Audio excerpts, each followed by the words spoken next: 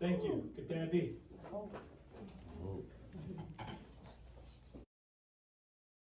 Thank you. Thank you for starting out the meeting, right? And your words. Appreciate that very much. With that, we're gonna introduce our panel. We'll start with the folks on the line with Catherine, and then we'll go to Kayla, and then we'll move over to Jacqueline. Catherine, if you could just, we're going to try to keep introductions a little bit shorter than we did yesterday. Just who you are and tribal affiliation, if you have one, and who you work with, who you work for, and where you're located. Good morning. I'm Catherine Martin. I'm Senior Vice President, Taratna Incorporated. I am located in Glen Allen, Alaska at our headquarter office. And also, I'm a tribal member of Mentasta Traditional Council. I think that was all you said, right? Just affiliation, who we work for? Okay, I'll stop there then. Otherwise, I'll continue going on. Thank you. Kayla? Bonjour guys, my name is Kayla. I am an Wilchani and I'm descended from Leech Lake in White Earth, Ojibwe.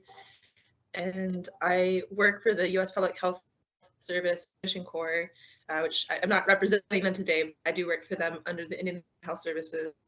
And I'm presently stationed in Billings, Montana on Crow and Northern Cheyenne Territory.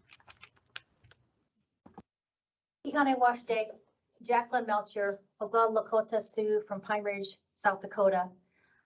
I work for the Department of the Air Force. I'm stationed at Joint Base Charleston as part of the 628 Air Base Wing Civil Engineer Squadron, acting deputy and also civil engineering installation manager flight chief. I'm a military spouse and a mother of two beautiful sons, 18 and 3.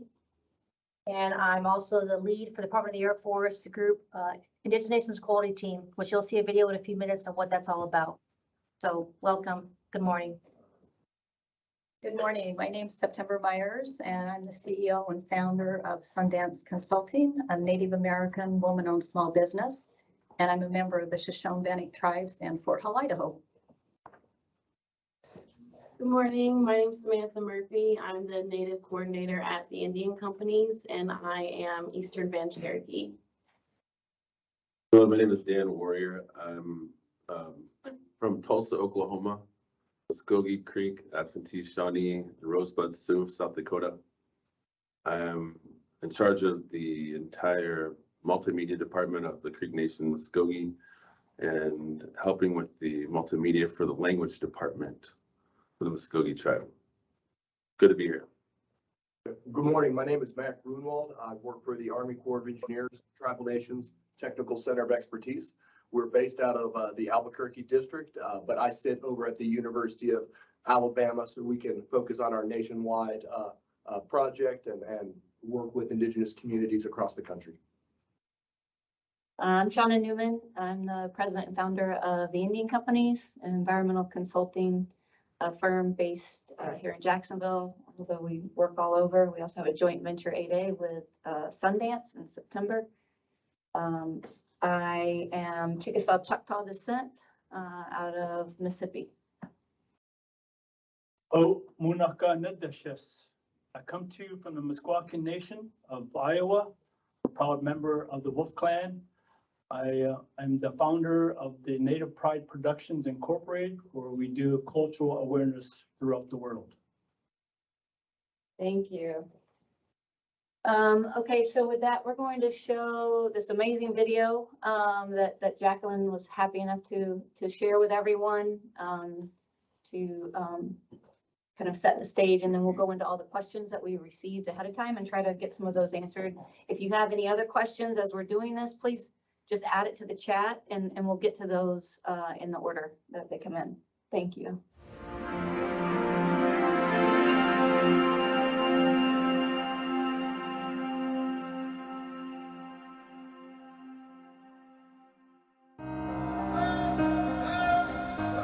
If we want to be good leaders, we have to care about our people. You can't care about your people unless you know who they are. 2 years ago, Colonel Adams, who's now General Adams, was our base commander. We had a diversity day at the chapel. I just was loud and proud about who I was and where I came from. And General Adams remembered that. So fast forward 2 years later, he is now at the Pentagon, and the Department of the Air Force has established the Bear Analysis Working Groups. And he was the champion for the Native American group. And he asked me if I would be part of that team and be the lead for that.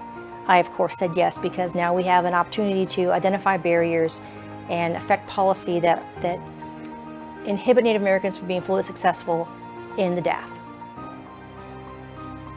INET is the Indigenous Nations Equality Team, led by General Adams. It's a group of volunteers that are within the Air Force or Space Force, and we have established some lines of effort where we are trying to modify policy for several different things for Native Americans in the Air Force.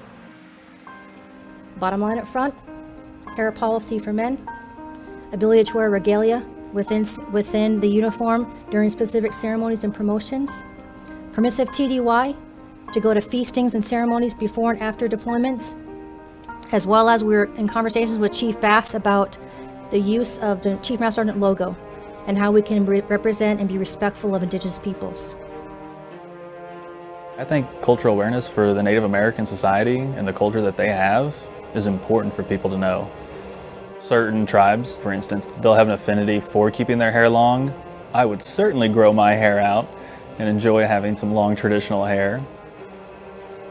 When I go home, I'm Nakota, I'm Cree, I'm Anin, and I'm Chippewa. I go throughout my country and I do ceremonies, I do celebrations, all these things. Right now, if I were speaking to you and I were at home, I would have my headdress on. I would be able to speak to you in that form, but since dress codes, I didn't want to get in trouble. But INET has been that bridge. They give me hope because now I'm able to connect the two.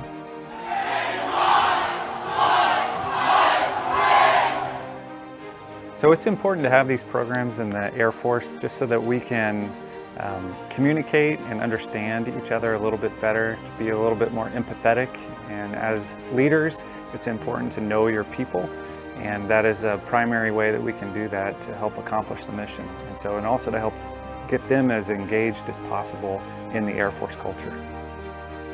So we never even had a voice until now. Now we have this voice at the Pentagon to advocate for and try to modify policy or initiatives for Native Americans, which I think is huge. If we didn't have diversity in our force, we would be stagnant. It's new ideas from different people that have different perspectives that can help us be a better force overall.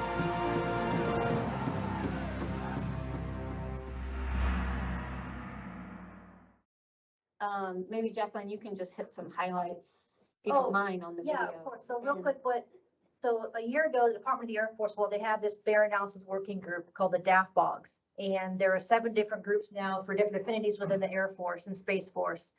General Adams is the lead for Native Americans. And a year ago, he asked me if I would he's our champion for Native American group. And so we established the Indigenous Nations Equality Team, INET. We got our charter in March of 2021, had a 1-year anniversary, and we have several lines of effort. but basically it's the 3 R's: recruit, retain, and remove barriers. And we are addressing several policies right now within the Department of the Air Force to allow Indigenous males to grow their hair long. But the big one we had recently is there was actually called a pre-accession accommodation to allow new recruits coming into the Department of the Air Force to request to keep their hair long before joining the military. So we have pushed that information out to all the Air Force recruiting services, to the general of the Air Force recruiting services, and now that policy and the guidelines for that request is being distributed. We also have 2 members currently within the Air Force who are requesting accommodation to grow their hair out that are currently serving. So one of our lines of effort is, of course, the hair policy, as well as the reducing the approval authority so that Native Americans can wear regalia while wearing their uniform for different ceremonies and promotions. So we have a monthly meeting, INET does, that we talk about our policies and different things we're attacking. We also have a Facebook page called the Indigenous Nations Equality Team. And this video just talks about, you know, the first year and what we've been trying to do within the force to remove barriers for Native Americans. That's kind of in a nutshell what that video shows. We had our first ever talking circle in the Pentagon in November of last year. You saw us speaking with Secretary of the Air Force, Mr. Kendall, Honorary Frank Kendall.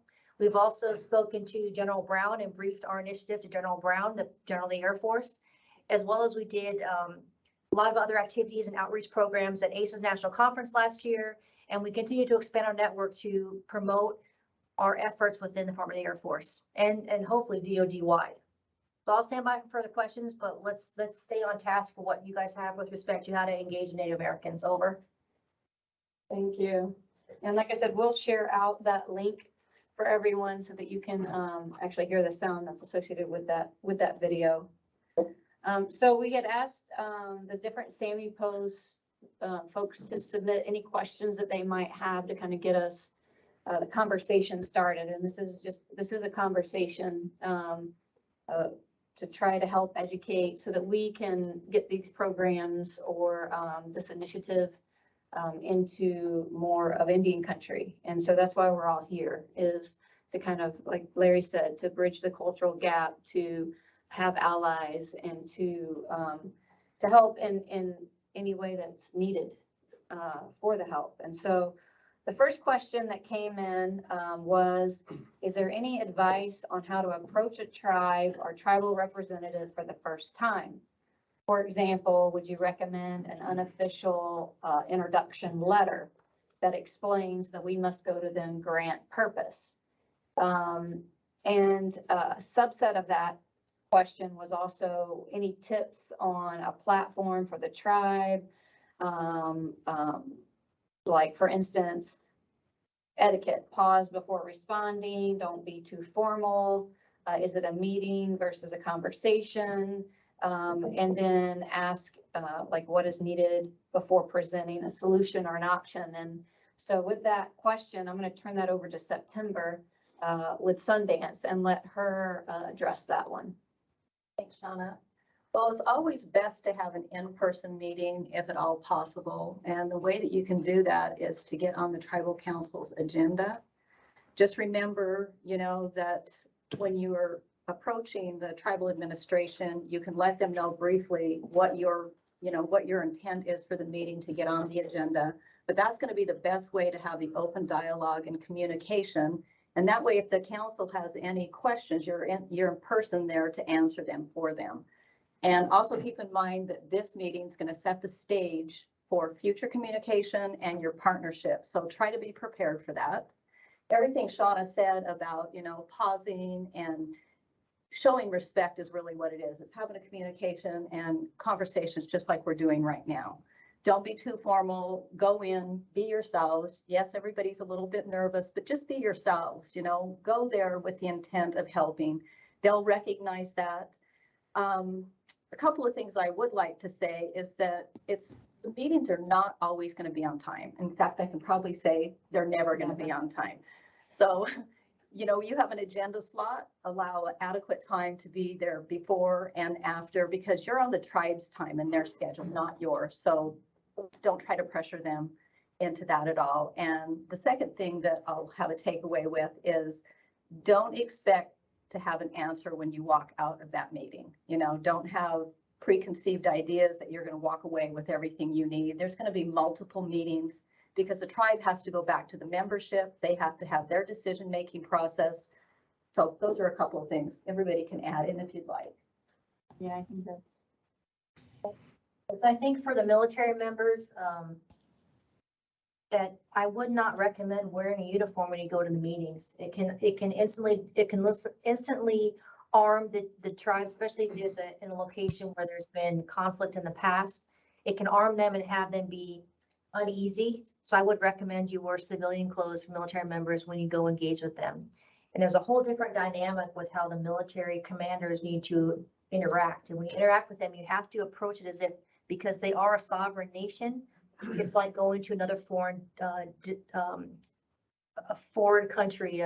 So it's like if we're going to meet with the tribal chief or the tribal leader, you're going to be meeting with like the Japanese emperor. So there's also a training being offered by the Air Force. Brad and other members of Air Force, I will send that link out today, that gives you specific guidance on how to engage with tribal leaders in the capacity of a military member or Air Force member. So we'll send that link out today as well. Over. Thank you. Does anybody else, anyone, Catherine or Kayla, do you have anything to add online? Yeah, go ahead, Kayla. Yeah, I'll just add a couple of quick things that I've experienced working with communities outside of even my own community. I think sometimes we don't even realize what differences might exist until you actually experience it, because we're so used to our own ways. For example, I know it's hard, me in college being told I'm supposed to have firm handshakes and stare right at the person. And like, I was raised to believe looking straight at somebody's aggressive. So be aware that if people aren't looking at you directly, that's not disrespect, that's actually respect. And sometimes some communities have certain directions they go in circles when they speak. Little things that we don't necessarily get used to when we're used to raising our hands.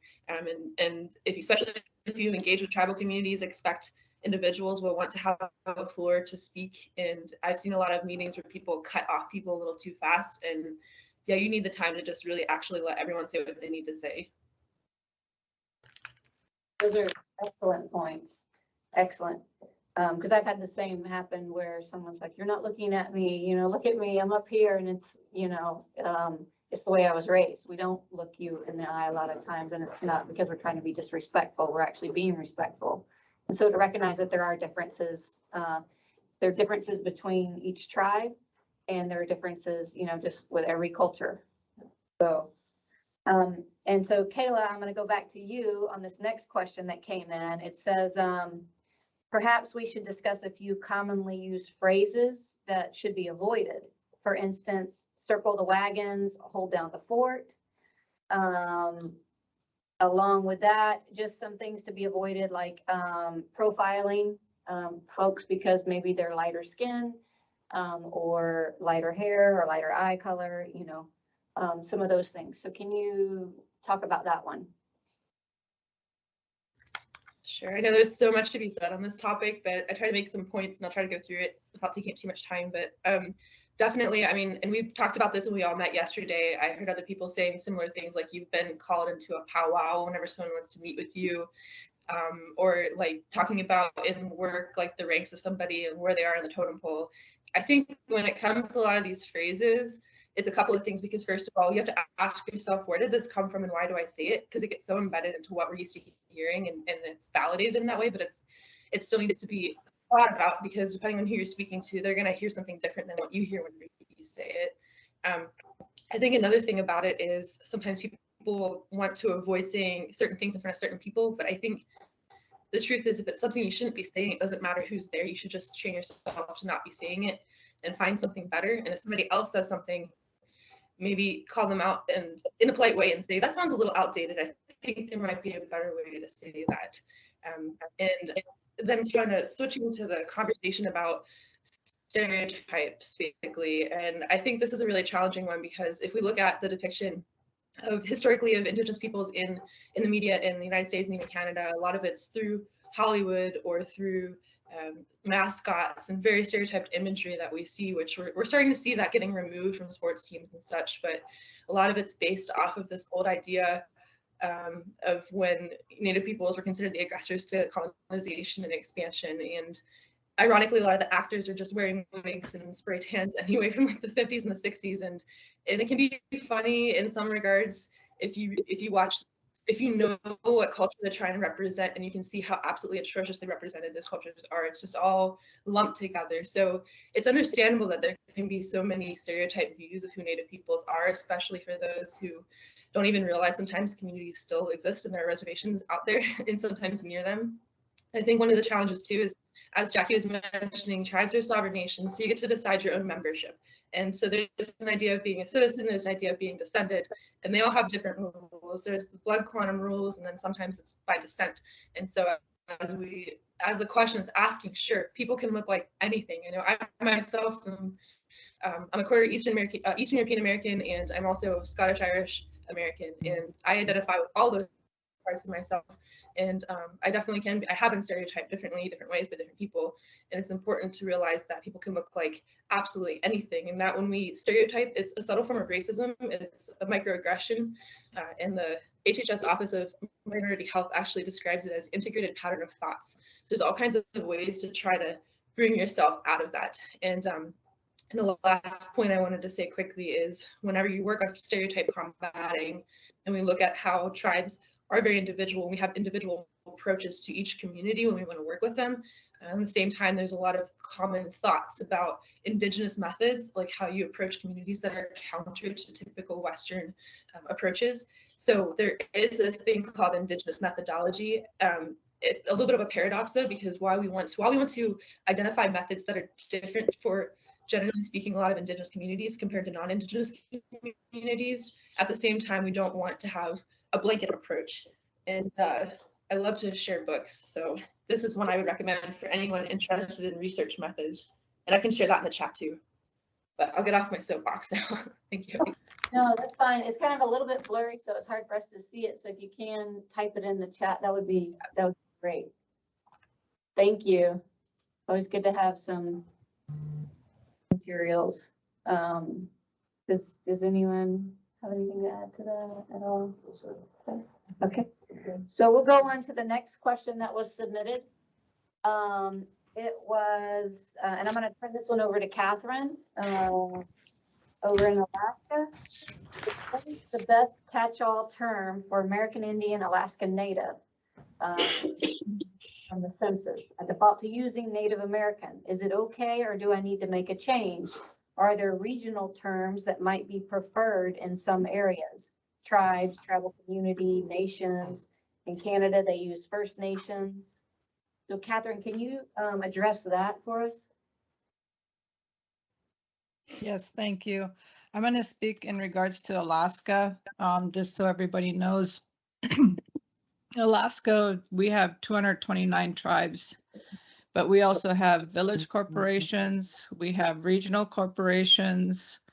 We only have one reservation in Alaska, which is Metlakatla, but we have such a variety of Native groups in our area or in the state.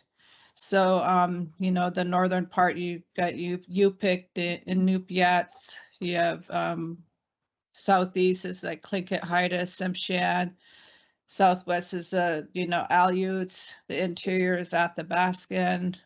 So know the area that you're going to be going to. It's best to look at, you know, if you can, on the websites of the community that you're going into.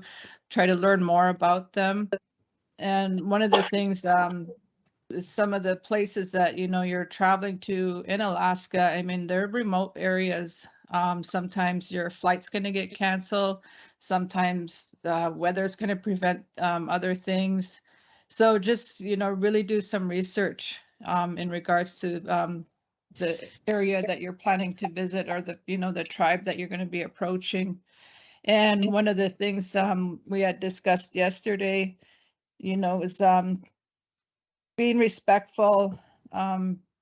Just when you come into the community, they were talking about, you know, well, what you think is appropriate and what not. And for myself, I think one thing that I think in general is a good thing is that bring food, bring an offering of food, especially in rural areas in Alaska. Fresh fruit and vegetables is a huge hit. You wouldn't think it would be, but some of these places it's hard, you know, to get those items or it's very expensive. But just do the research and just to give you an idea too, if you go into an area, you meet someone, they might say, yeah, I sit on the tribal council. Yes, I'm on the village corporation. Yes, I'm also on the nonprofit board. I mean, they wear several hats in the community. So just, you know, realize that. If anybody else wants more to add to that, thank you. Thank you. And another question I see, Lori, that you sent in a question that says, what are the differences between clans versus tribes? And so while you're speaking, Catherine, can you address part of that? I can, and just to give an example, sorry, just to give an example, I'm a member of the Matassa Traditional Council. That's our federally recognized tribal name. But my clan, the way it is for my culture is that I'm Altsatne, and we follow our matriarchal side. So again, it depends on what culture and what area you're coming into, that you probably should do some research. Thank you. And I'm also going to let Larry address that as well. Thank you, Kayla, but also Lori, thank you for these questions. Very important to know. Some tribes, as you know, there are over 500 federally recognized tribes in the United States. That's not even including the First Nations of Canada. So each tribe is uniquely different through the customs, through the ceremonies, the foods that we eat, the foods that we harvest. I come from the Meskwaki tribe, which we are made up of several clans. So I come from the Wolf clan.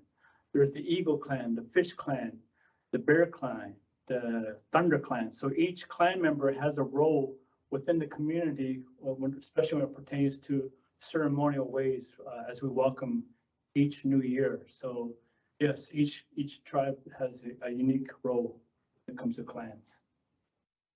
Perfect. Thank you. That was a great question, Lori, and that's important to distinguish the differences in that. So the next question we're going to move on, and Jacqueline's going to address this one, but how to find partner associations such as ACES and other ones for the key players, you know, what are some ways, and actually B, we're going to move down because Dana's going to address that with the public libraries and schools and such. But can you talk a little bit about some partner associations? Of course. So if you're, so I'm gonna talk about Minot specifically because I know that area used to work up in Minot. Every Air Force installation within the Civil Engineer Squadron, they own the requirement to have a cultural resources and natural resources team. And as part of the DAFI 90-2002 interaction with federally recognized tribes, they have what they call an ITLO, which is an Installation Tribal Liaison Officer.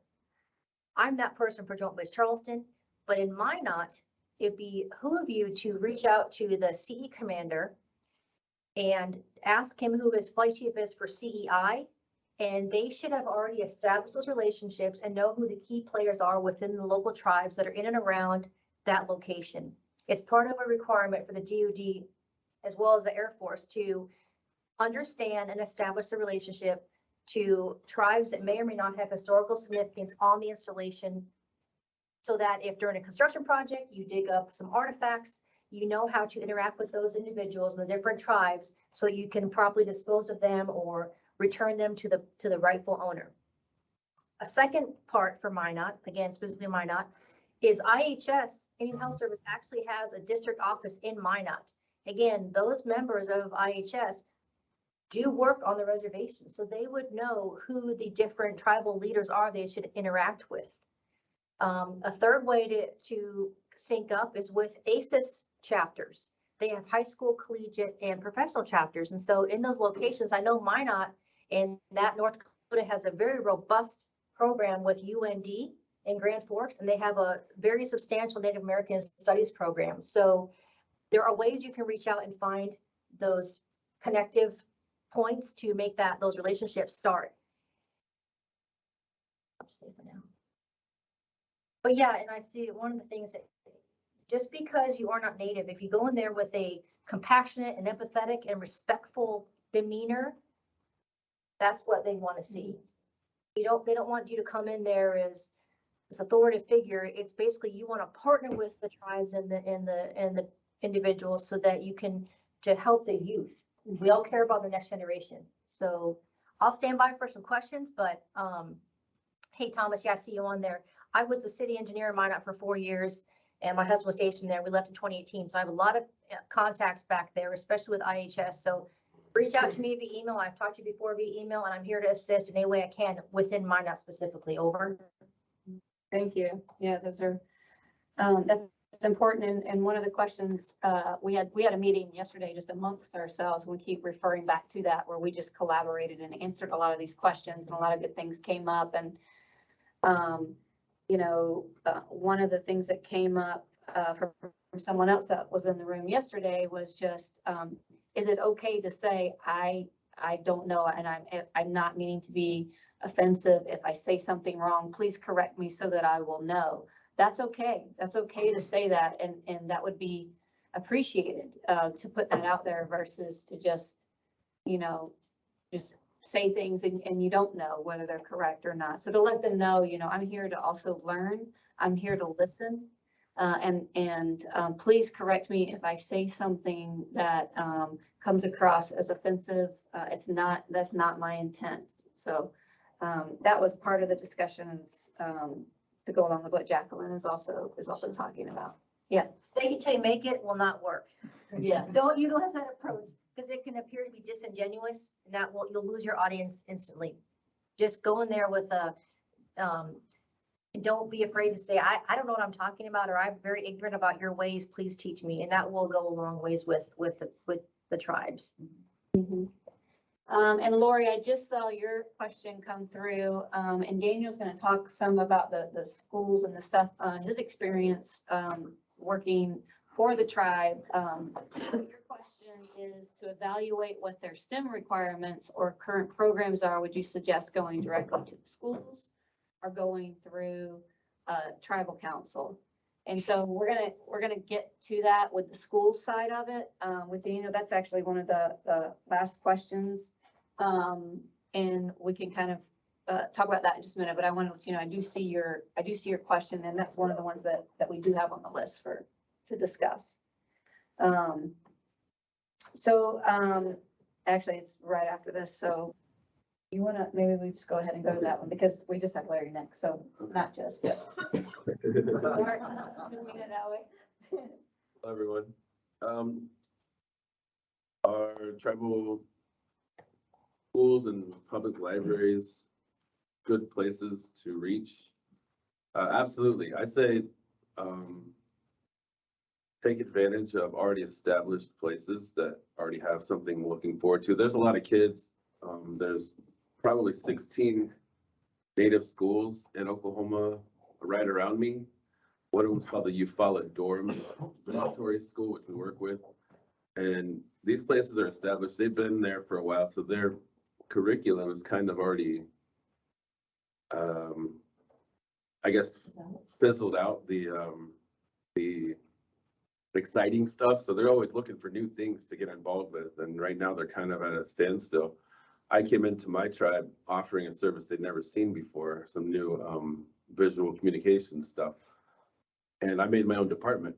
So these places that are already established, they can only go so far, and there's not a lot of resources outside of what they have to offer. So as soon as I came in and made something exciting, they jumped right on it. And it was an already established location, building, teachers, libraries, people looking for more things, because a lot of people are just, what's next? What's next? So I jump around from different departments in the Muskogee Nation,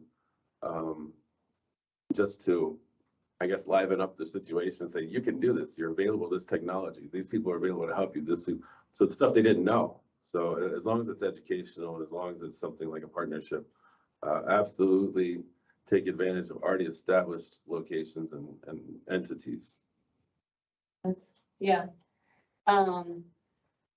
Definitely, like he said, I mean, and like you had mentioned too, you know, it could be that the teachers just need some type of training, or, you know, they need equipment, or, you know, the schools are, like you said, they're already there. Yeah, So- they're showing like DVDs or something. Like, Yeah. why don't you have some training and then get some upper level stuff? I don't know. Yeah, so I would definitely say to reach out to the schools, and they're not necessarily always on the reservation or in the community, the tribal communities or the settlements. You know, you guys partner with. Yeah, it's called Eufaula Dormitory School, and it's helped out a lot of kids, troubled kids on the res that don't have both parents. Parents are working. The kids finally belong, and they have different programs. Like right now, they're having a. She just told me on the phone they're having like a knowledge bowl or something like that, where all the schools are meeting at the Muskogee Dome, which is a huge athletic facility, or they use it for any facility, but it's a dome that they use. But schools from all over compete against each other in good competition. So having some. Oklahoma too, right? Yep, University. in you Oklahoma, said? yep. University of Oklahoma, Oklahoma State, actually. Mm. Huge difference between Oklahoma State. They are right next to the new Muskogee Creek Nation University. So they kind of, some of the teachers work both places. It's really a small town. It's not as intricate as you think. You say one thing to give an idea to somebody and they'll run with it. Yeah, yeah, Kayla, I see you have your hand raised. Put a couple of points into that, just having worked with different groups of people that don't understand what the context is in some communities. You know, a lot of communities are very urban, but there's also a lot of very rural communities. So one of the points I was going to make is also expect sometimes access issues for certain infrastructures can be a barrier. So if you want to come in and maybe implement a certain, I don't know, like iPads and things like that. I mean, a lot of communities do have that, but there might be less internet. Or I know with the CARES Act that came out recently with the pandemic, in my work, we've been trying to get integrated like telehealth, and that's been a challenge because people don't have internet at home maybe. So there's some barriers that if you're in a really rural situation to consider about limitations on what kind of technologies people are familiar with or are able to accept. And then the last point I wanted to make with that question, when you work in communities and you're trying to get information, I think this is more of just like a high level, like asking what you're doing in your schools. But if it turns into more information collecting, just be aware that data on communities is super guarded. There's a concept of data sovereignty where tribes have the right to certain informations. There's been a history of abusive research processes from outside communities coming in. And so there's institutional review boards, the IRBs, and processes usually where you have to present in front of council, depending on the context of your research. But again, I think this is just a high level question, but I wanted to mention that for awareness. Yes, and I can tell you too, someone had mentioned earlier on the panel about research, and you know, every tribe, well, not every, a lot of the tribes, they do have their own tribal website. So you can, like for instance, before I went and visited the Meskwaki res or settlement community with Larry, which we'll talk about that in just a second, because I used the wrong terminology when I went there. His settlement, before I went there, I looked online and I read that they had a full environmental department. They were doing bat surveys. They had a media center. They were doing these grants for food sovereignty. I learned a lot about that community before I actually got there. And on the other side, we were doing some work with the Caddo Nation out in Tulsa area. And I kept calling the tribal council. I kept calling the tribal historic preservation officer. I kept calling everyone I could find on the website to call. And no one was returning my calls. And so I thought, you know, what is going on? Like, they just don't want to talk to me. They're ignoring me. And then I went and found them on social media, their tribal site on social media, and found out that a tornado had just devastated their entire community. And they were just trying to find their star quilts, their ceremonial items, their traditional. And so a phone call from me was not at the top of their priority. But there are ways to find out things like that before you just barge into a community, because like Kayla said, we are all different. And certainly I know Catherine can speak to Alaska as well. I mean, I've been to Alaska, I worked with Bristol Bay Native Corp for 13 years. And so that is a whole nother ballgame. I mean, it's like taking someone from New York and bringing them down to Eufaula, Alabama, and saying, okay, do what you did there. You know, it's completely different. And that's the point of this panel of all these amazing people, is to show you that we all are different. We all have a connection, a link to our culture, to our Native heritage, but we all come from different languages, different traditions, different communities. We are not the same in some of the ceremonial sense in our languages and such. We are the same in that, to let you know that we are still here. You know, we are here, we are intelligent, you know, and we value partnerships, you know. So I don't know, Catherine, do you want to talk about anything related to that with Alaska and just the remoteness and the difficulties sometimes in reaching the schools or the tribal councils or anything out there? Yeah, and one of the things, some of, you know, it's just where you're at. Like I said, you need to do research, like it's been mentioned, because, you know, for the interior is different for up north. It's different for the west, the east, you know, and southern part. Just try to do as much research as you can.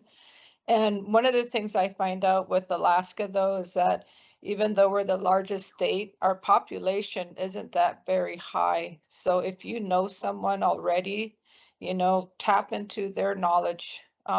They will also be able to help, you know, give you information in regards to, you know, an area if they know about it, or they might already know someone and make that connection for you. And so that's one thing I've realized in Alaska, is that, I mean, because we are such a large state, but the population is that, you know, people from other communities and you're able to make that connection. So that's another way. And then as far as the schools, you know, some areas you might have a school that basically is for maybe several villages, or you know, you might have one village that's very remote, has a small school, maybe they don't have a library. So it just depends on, like I said, you just need to do the research for that area. Thank you. Yes, thank you. And then I'm going to let Larry address this next question here. It says, in any areas where Native Americans live on reservations, and I'm highlighting that word for him to discuss, are there best people or places to contact? And it kind of goes what we've already talked about, but there's a keyword that was in there when we go back to the vocabulary piece of this. That vocabulary right there, I made the mistake myself, and I just did it again, of using that word to categorize all of us, and that's not the case. So. Yeah, Catherine, you're from Alaska, yes? Yes. I've been up to the Kenai area twice, and it was a beautiful experience. And they sent me home with some salmon from right there from the waters. But I remember that experience, and we brought our dance troupe up there to do a cultural exchange.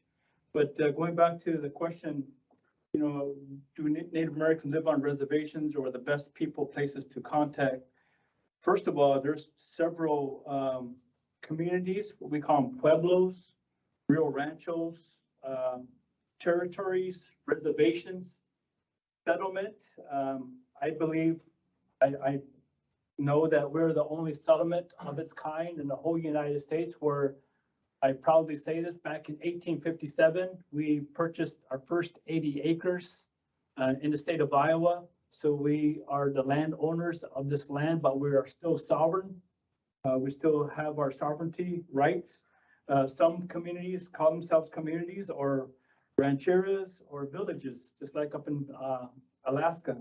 But yeah, just like everybody's agrees that do your research where you go, especially to the community that you're going into. I think that's very important. And how small Indian country is. Yeah, and You how missed small that. in the country is, because we will talk. Yeah, it's amazing how small it is and you get one shot basically going in. And so it's very important to present yourself humbly, to listen more than you speak. Like September said, I mean, that was a key thing yesterday that you said. We tend to go into these meetings, you know, we have our little time slot. We tend to think that we're gonna be in that time slot and then we're gonna come out with what a solution or a resolution or something tangible in hand. And guaranteed that probably that's not gonna happen. That's not gonna happen on your first meeting. You're on their time, you're on Indian time. And so just listen, be humble, be there to learn, and to work together and collaborate and let them, you know, see that, be yourself. I think like Jacqueline said, just be who you are, be yourself. And with time, with more meetings, I mean, that first meeting sets the tone for the meetings to come. And so you can very quickly, if you come in there a little bit aggressive or in the wrong intent, it will spread very quickly throughout all the neighboring communities. Feel free to use that video and what the Department of the Air Force specifically is doing just for Native Americans, because I know that there's been a very long history of injustice, right? Or injustices and terrible things have happened to our people. But we can't write the past, but we can move forward and try to make it better. And so feel free to use that video or what the internet is doing to say, yeah, I know there was horrible things in the past, but look at what, you know, SAMI and members of SAMI, members of the military, members of, you know, this organization is trying to do to pave the way for the next generation of Indigenous peoples. So feel free to use that platform and educate them about what we're doing in the Air Force to remove barriers and make accommodations for our Native, because we do serve at 5 times the national average of any ethnic group Native Americans do. And in particular, women serve out of all ethnic groups, the highest percentage females do in the military. So we have warrior ethos, and that's what we are. And we are still here, and we were the first people to advocate and to fight for our country. So I know Native Americans really respect their veterans. My parents are all military, my grandparents, all of us. And so it's a fine line and a unique dynamic, but I really believe that if you go in there with an open heart, open mind, open soul, in an effort to make things better and try to advance the youth, then you'll be very successful over. Shauna, can I expand on, you said humble, you know, approach humbly, and as a non-Indigenous person, I kind of want to just elaborate that. When you're going into a community, you know, humble doesn't necessarily mean meek or, you know, standoffish. It's more about acknowledging that there's expertise in the room beyond what you know. Acknowledging that there's things other than the Western point of view that are just as valid, and their experience and expertise, they have that in things that you may not even have a clear understanding about. So in being humble, it's more separating yourself from your own worldview and accepting that others have different perspectives, and those perspectives are just as valid as yours. And if we look at both perspectives together, we come out with amazing results. We all need allies. You need allies, we need allies. So let's all work together. Yeah, Kayla, go ahead. No, I like that too. And I've actually heard somebody say we don't necessarily need allies, we also need friends. But one of the things that in hearing what you're saying too, an elder once told me it's easier to be tough than it is to be kind. And I think that kind of circles back into humility. But as we're discussing coming into communities and approaches, I actually recommend looking at a lot of public health research on how you approach communities, because public health always works in usually oppressed or communities that are struggling, obviously, with some issue that they're trying to address with their programs. They have a lot of approaches and a lot of things with cultural intelligence and how to work with those communities, approach them, maintain relationships, which is another big part. Not just implementing what you want and leaving and never following up or talking to them again. But one of the things I wanted to point out too, there's quite a theory that accepting the history and the oppressive history that has occurred is acknowledging it is definitely very important, because it shows that you comprehend what's going on. However, not dwelling on it or saying something that maybe says the wrong thing in front of somebody as a reminder of that history, and rather kind of refocusing on the resiliency of a community and highlighting the parts of it that are beautiful. Because I think in a lot of communities, we hear too often the negative statistics about our communities, and that against all of the romanticized representations of us in like media. And so it's nice to see that appreciation of the culture and finding ways to integrate it into all the projects that we do. Yeah, thank you. And I want to do, because we do try to also utilize Native companies, Native businesses. There are a lot of entrepreneurs and businesses out there that are Native focused. So a lot of times we get, well, how can we help, or what can we do? And that's one of the things, support the Native community businesses that are out there, because like September, myself, I mean, we worked hard to get our companies, and we're not looking for handouts.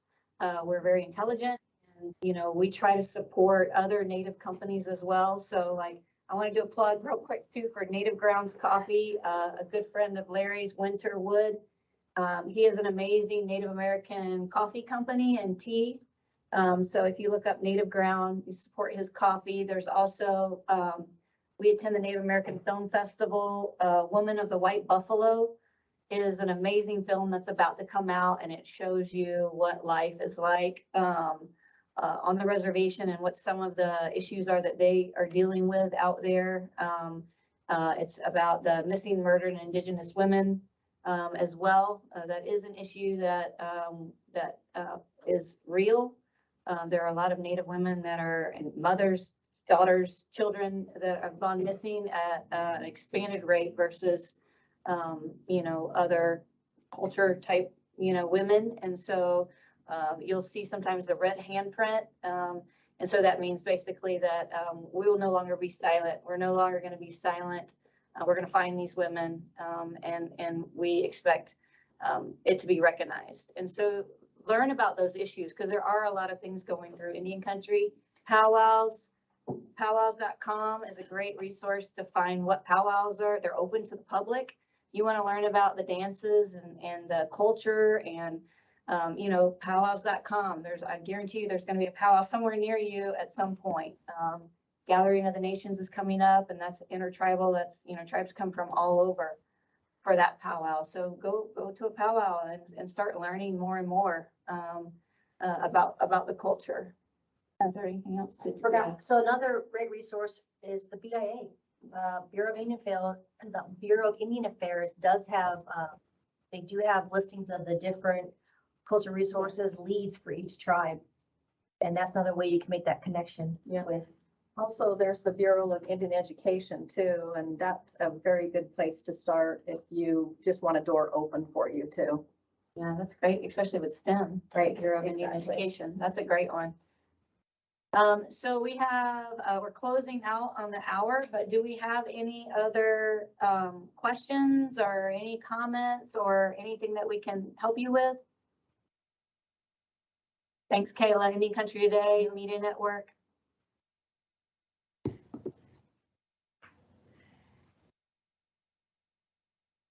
Okay.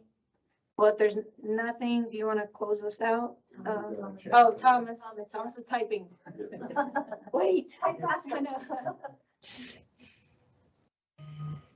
You're welcome. Oh, yeah. Brad Wilson. Brad. Hey, good afternoon, everybody. I just wanted to say thank you for allowing me to be a part of this today. It's truly an honor to learn alongside everybody else. Thank you for the invitation. Thank you for the fellowship as well. So that's really all I wanted to say. It's been an amazing experience so far working with our tribal partners over the last couple of years with the IRT program. And this has definitely given me some good ideas for the future. Sorry, we just had a minor earthquake here. And in the future. So thank you all. Somebody just knocked on my table. So that's it. Thank you, Brad, for Thanks, Brad. joining us. So if we don't have anything else, we would like to close it out properly, just as we started.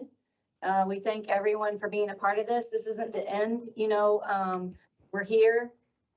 You can always email me. Everyone has my email and everyone's bio is in here. I mean, this is, I said yesterday to the group, just to have all of these people in this room and online together. I mean, this is a powerful group of people and an amazing group of natives that you have access to ask your questions now to, so please, if you have anything else, looks like some people are typing.